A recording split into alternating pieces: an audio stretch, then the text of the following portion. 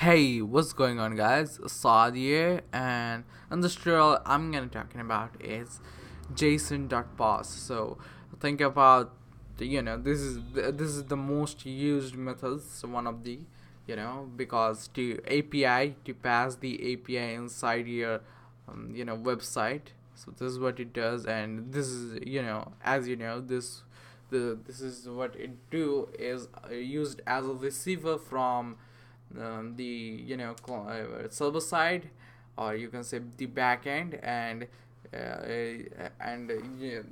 will give you retrieve that data and pass on your website. So let me show you. So what we're gonna do is create a JSON object by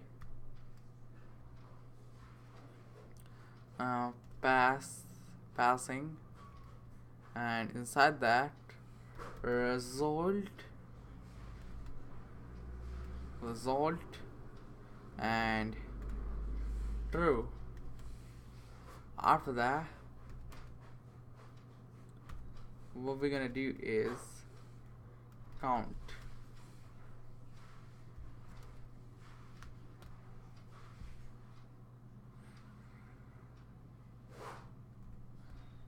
Count 42. When we're done with that, what we're gonna do is use the obj.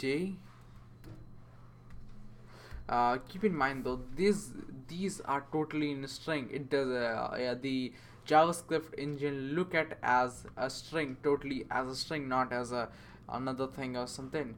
But when we do like the JSON.parse object, it gonna look at as a different thing. Like use the JSON method and JSON and pass. Inside that, what we're gonna pass is JSON. So oh yeah, I didn't forget.